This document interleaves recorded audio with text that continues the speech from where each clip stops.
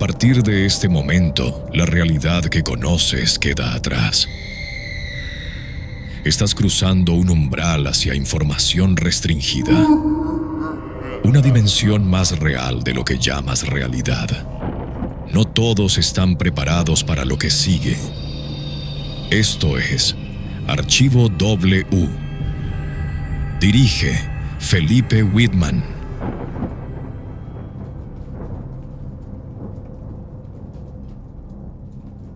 Estamos aquí una vez más, aquí en Sonoros FM. Gracias por hacer esto posible. Gracias al parcero de la consola que le da salida a esto, a los parceros, a todos ustedes. Gracias por llevar este mensaje, pues esta voz a todas las personas que están pendientes a los nuevos. Muchísimas gracias por estar aquí conectándose.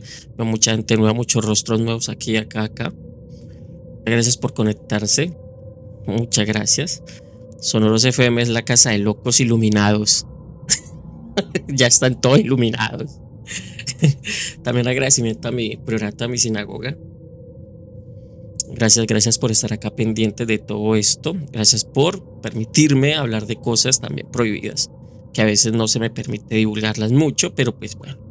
Hoy les voy a hablar de Santi Solem. No sé si lo conocen, del libro de Santi Solem y de su teoría pues más perturbadora. No creo que lo conozca, pero pues por eso lo voy a narrar.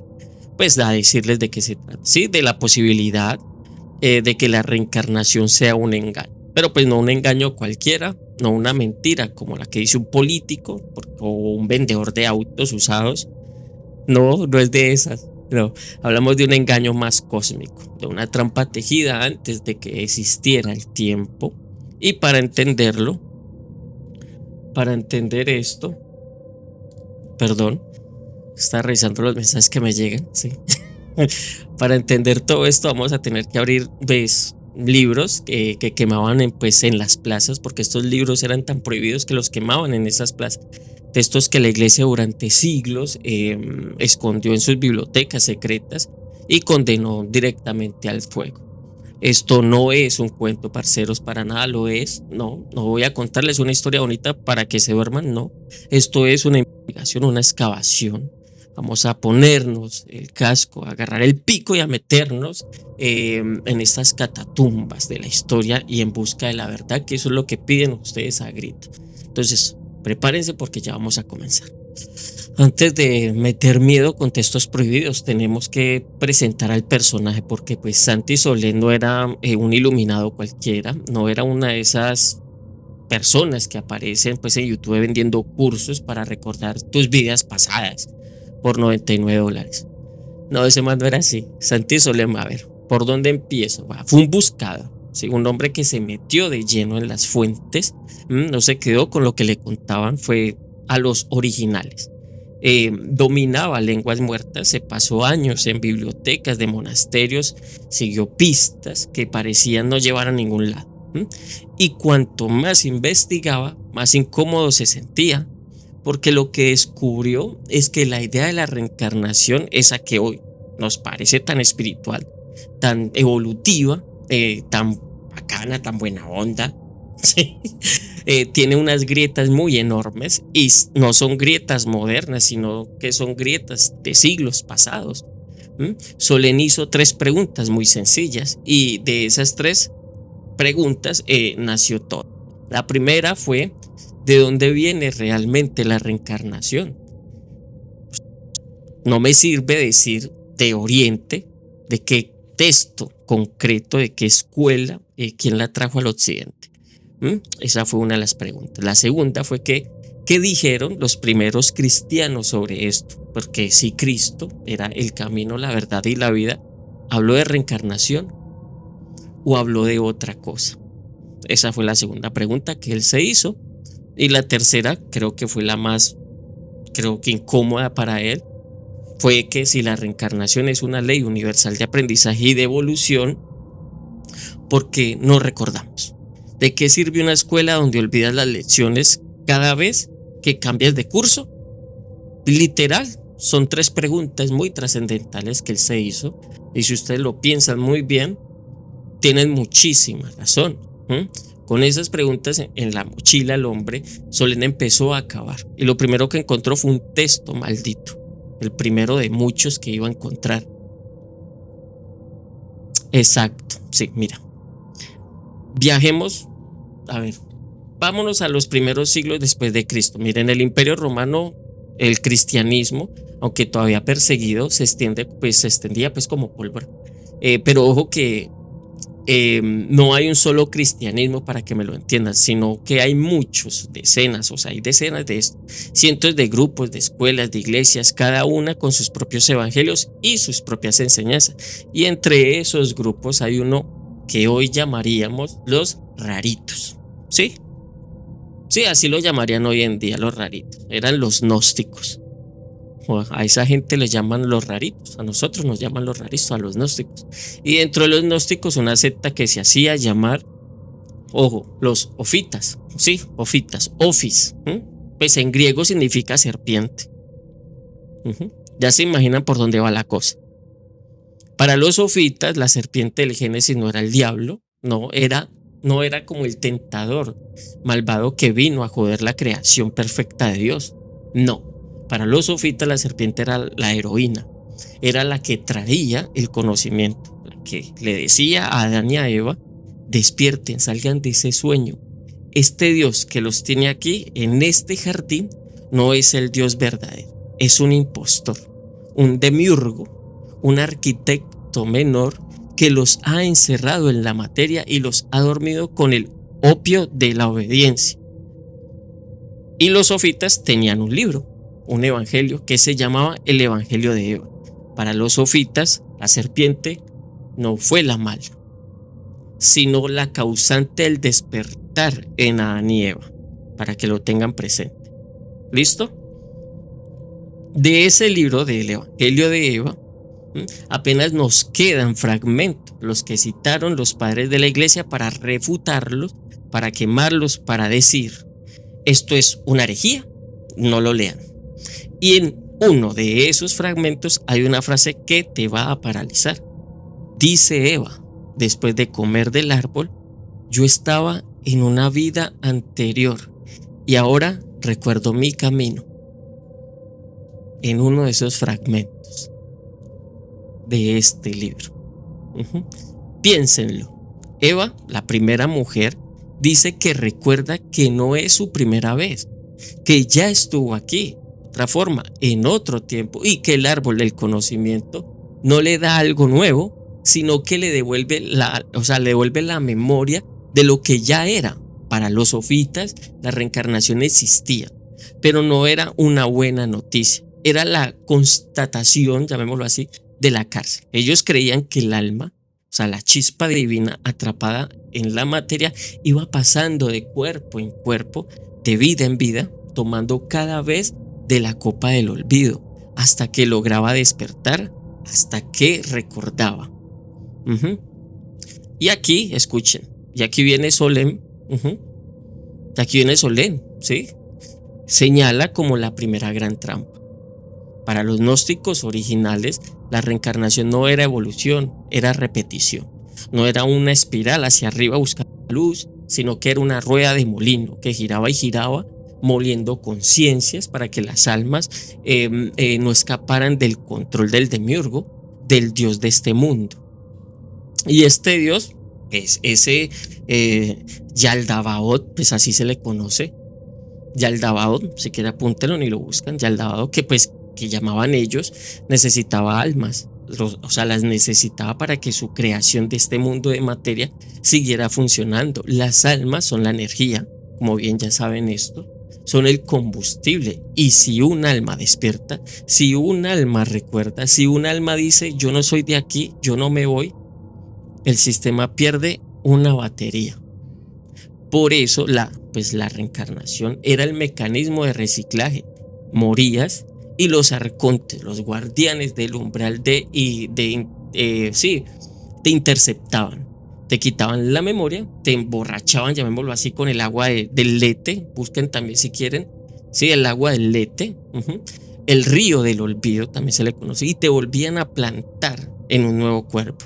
Otra vuelta, otra oportunidad para que el sistema te chupara la luz. Ahora, ¿se dan cuenta la gran diferencia con lo que hoy nos venden? O sea, mire, Mire, sí, hoy nos dicen reencarnas para aprender, para evolucionar, para ser mejor persona. Los gnósticos decían que reencarnar, que reencarnas porque te sientes, o sea, porque te tienen te tienen secuestrado en una cárcel. Reencarnas porque no has logrado despertar. Reencarnas porque el sistema te necesita aquí abajo. Eso es lo que dicen los gnósticos, los originales. Solén leyó esto y empezó a sospechar.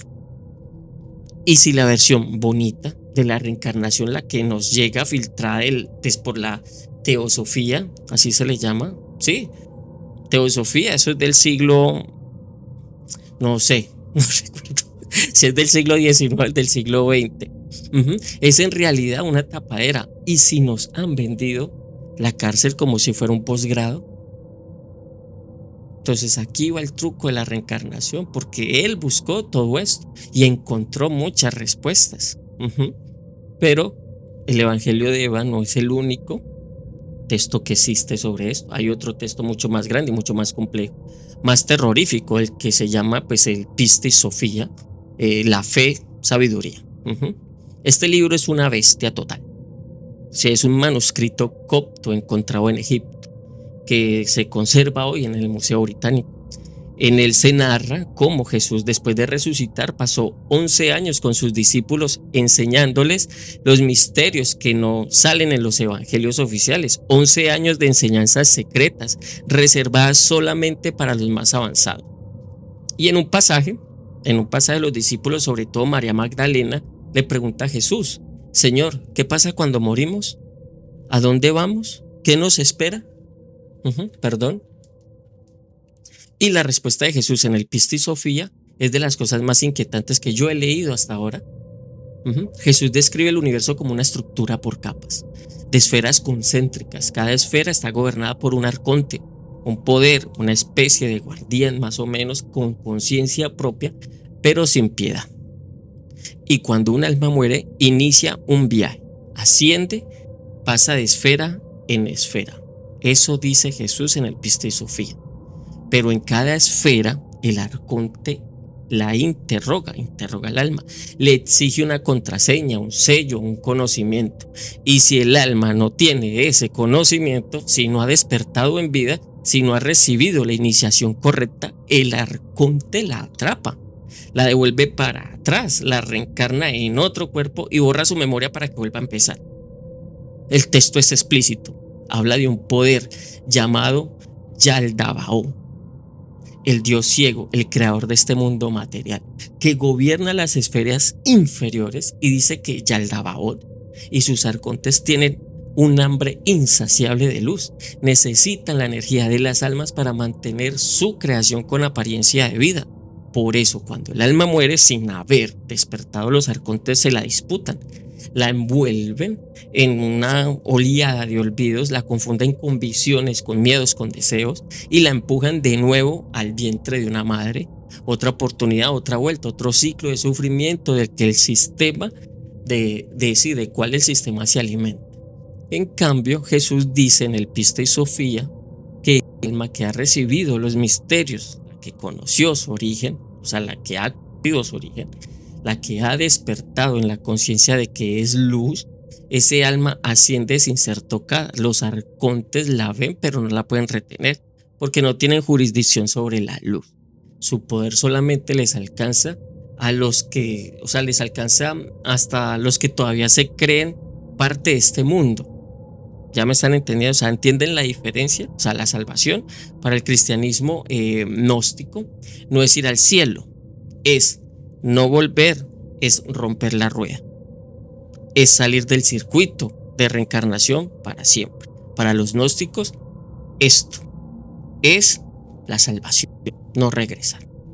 Entonces, el cuento de la reencarnación ha sido demasiado distorsionado.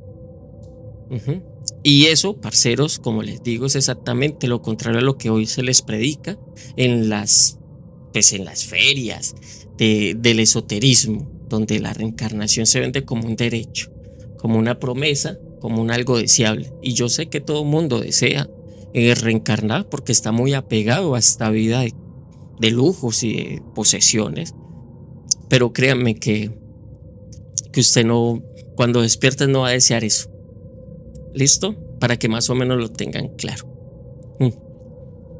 Si esto era lo que creían tantos grupos en los primeros siglos, ¿cómo es que hoy la iglesia oficial dice que la reencarnación no existe? ¿Cuándo se cerró esa puerta? O sea, ¿quién le puso la llave? Entonces vamos al 553 después de Cristo, a la ciudad de Constantinopla.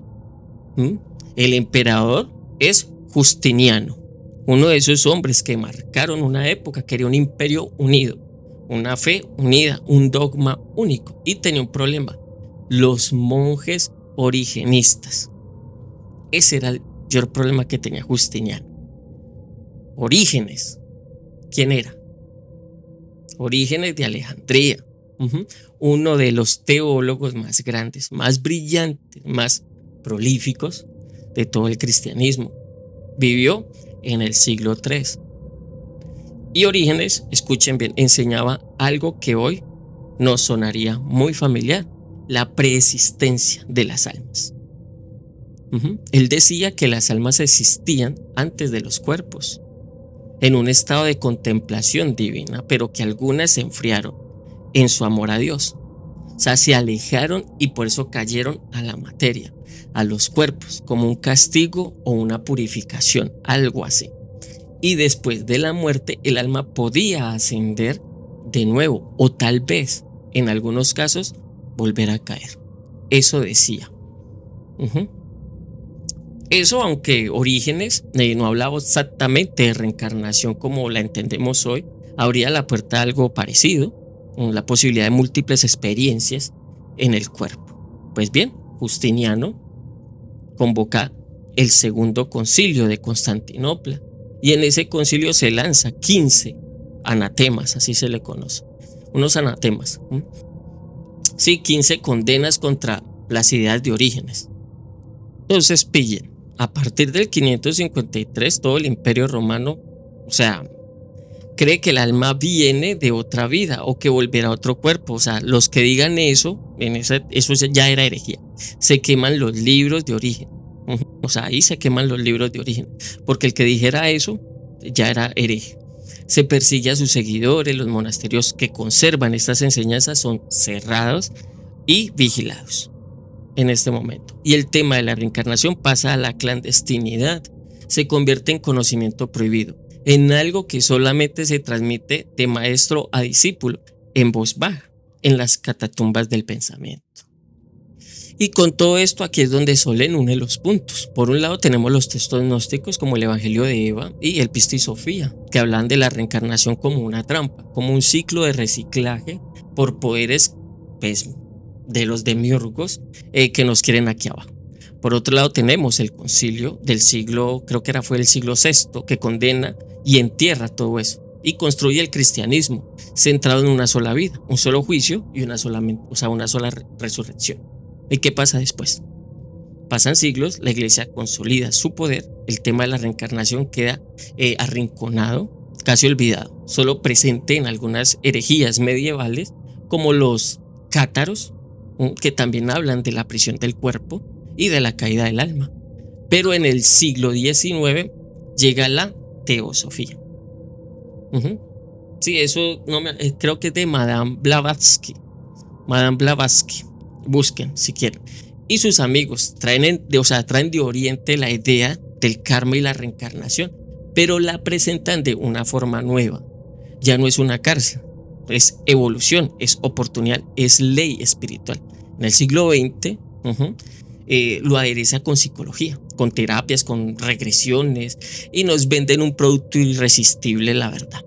Tú has vivido muchas vidas, has sido faraón, yo qué sé, usted tiene cara de faraón.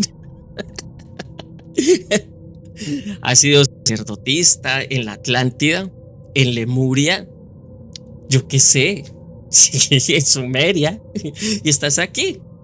Y estás aquí para seguir aprendiendo. Eso es lo que ustedes, bueno, los que me están preguntando qué es Lemuria, después les hago un tema sobre Lemuria y sobre Mu, sobre la descendencia, pues, de donde venimos nosotros. Solen, o sea, espérate. Aquí contestándole pues a todos. Bueno, ya. Solén se detiene en este punto. Entonces dice, supongo yo, dice, un momento, si esta versión, si esa versión endulcorada de la reencarnación es una realidad, o sea, es en realidad una cortina de humo, llamémoslo así, perfecta. Y si lo que he hecho es tomar una verdad terrible, que estemos atrapados en un ciclo y convertirla en una mentira bonita, que estamos evolucionando en una espiral. ¿Ves? Porque si tú crees que reencarnar es bueno, deseas volver. A eso voy. Y si deseas volver, te estás aferrando a la vida, al cuerpo, a la personalidad. Y si te aferras a eso, los arcontes, recuerden bien, los guardianes del umbral tienen trabajo fácil. La tienen re fácil porque tú mismo te estás entregando. Les dices, pues, quiero seguir jugando, quiero seguir siendo alguien, quiero seguir teniendo historias para contar. Eso es estúpido, pero pues hay gente que lo hace. Hay gente masoquista, hermano. ¿No ve que hay gente que vuelve con los es? Hay gente así a lo bien. Bueno, listo. Entonces, aquí, escuche, Solén sugiere que la verdadera liberación, la que enseñaban pues los monasterios y los misterios antiguos, no consiste en acumular vidas, sino en salir de la noria, en dejar de ser alguien para volver a ser algo, en disolver la personalidad en la conciencia. Así es. Llegados a este punto, alguien puede estar pensando, yo creo, bueno, pues muy bonita la teoría, pero ¿y los casos de niños que recuerdan sus vidas pasadas? Yo sé que se lo están preguntando. Los del doctor Stevenson. Sí, Stevenson. Es que Stevenson, mucho idiota. Pero sí, Stevenson. Los de Jim Tucker. No sé si han escuchado los de Jim Tucker, sí. ¿Eso cómo lo vamos a explicar? Listo. Y es una buena pregunta. Yo sé que no la hicieron pues porque no conocen de este tema, pero entonces bueno, eso es una pregunta buena que se tiene que hacer y de pronto cuando investigaran iban a preguntarse sobre eso, porque es que es la objeción más sólida. Hay niños en India, en el Líbano, en Estados Unidos que recuerdan con detalle nombres de pueblos, de familiares, de situaciones, de personas que murieron antes de que ellos nacieran. Y esos recuerdos en muchos casos, parceros, se han comprobado como ciertos. Entonces, ¿cómo encaja esto en la teoría del engaño? Pues Solén y otros investigadores de la línea más radical ofrecen una hipótesis más inquietante, y es la siguiente. ¿Y si esos recuerdos no son de ellos? ¿Me están entendiendo? ¿Y si la mente humana, sobre todo la de un niño, es como una antena que puede sintonizar con información del ambiente, con la memoria del mundo, con lo que los antiguos llamaban el anima mundi, el alma del mundo? Imagínense que la muerte no borra la información. Imagínense que las experiencias de todos los que han vivido, sí, todos los que han vivido flotan en una especie de campo, de registro akáshico. O sea, un gran disco duro cósmico. Pues al nacer, una mente especialmente sensible, sin filtros, podría conectar con fragmentos de ese disco duro. Podría pescar, llamémoslo así, recuerdos que no le pertenecen, pero que le son útiles al sistema para crear una narrativa, para darle una historia a nuestra personalidad. ¿Me están entendiendo? Una nueva personalidad. El niño no está recordando una vida anterior, no, está accediendo a una vida, pero no es la de ese niño, es una vida que estuvo, que dejó su huella y que ahora sirve de semilla para construir una nueva ilusión de continuidad. Esto explicaría por qué los recuerdos de vidas pasadas son siempre de personas que existieron, nunca de lagartos o de plantas. Porque la información tiene que ser reconocible, tiene que encajar en el marco humano para que la mente pueda procesarla. Nunca usted va a soñarse con un lagarto, que su mamá era un lagarto, ¿no? Usted no sueña con esas cosas. Siempre son personas reconocibles. Y también explicaría esto porque al crecer esos recuerdos se van desvaneciendo, la antena se va saturando. El niño se convierte en un adulto, llena su cabeza de sus propias experiencias, con su propia historia, y la señal de afuera deja de captarse. Es una teoría rebuscada, puede ser. Solamente les estoy diciendo el punto. Pero desde luego no es más rebuscada que creer que un alma individual viaja de cuerpo en cuerpo durante siglos sin recordar nada de lo que aprendió, solo para tener que volver a empezar de cero en cada reencarnación, en cada encarnación. ¿Ves? ¿No? Ahora, la llave para salir.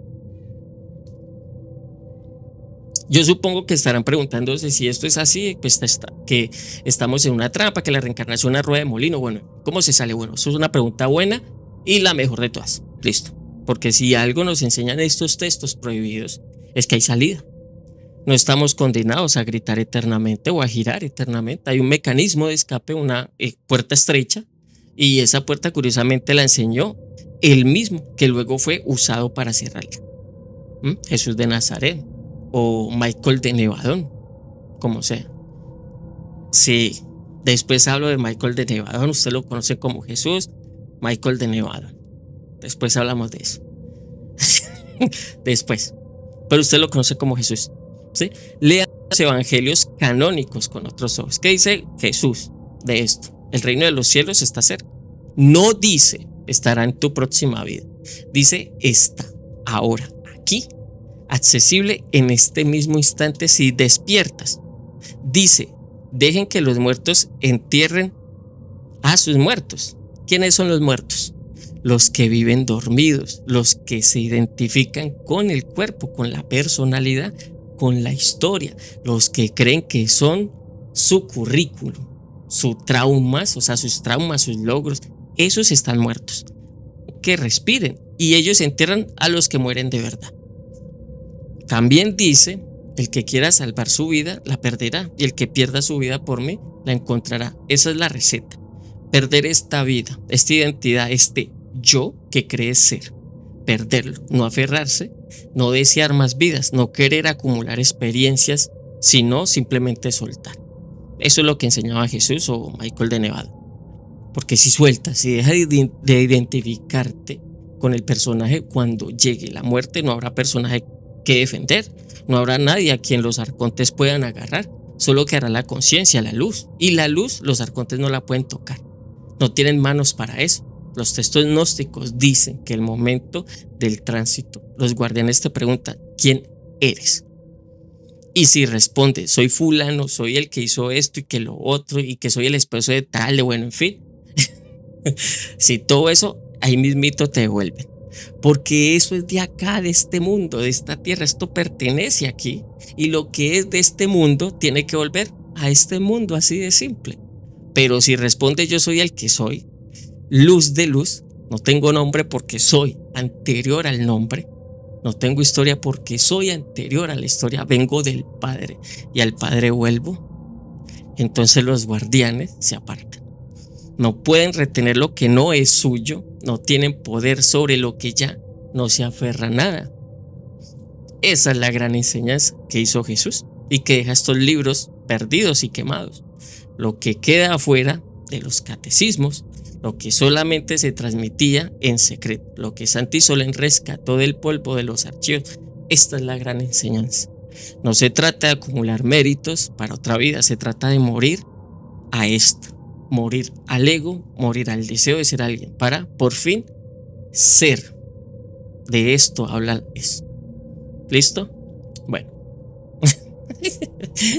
El evangelio de Sofía, el evangelio de Sofía, el evangelio de Eva, el evangelio de Pista y Sofía, bueno, en fin, hemos hablado de todo esto. Bueno, ahí están apuntando, pues tenemos que seguir. Prosigamos con el otro tema.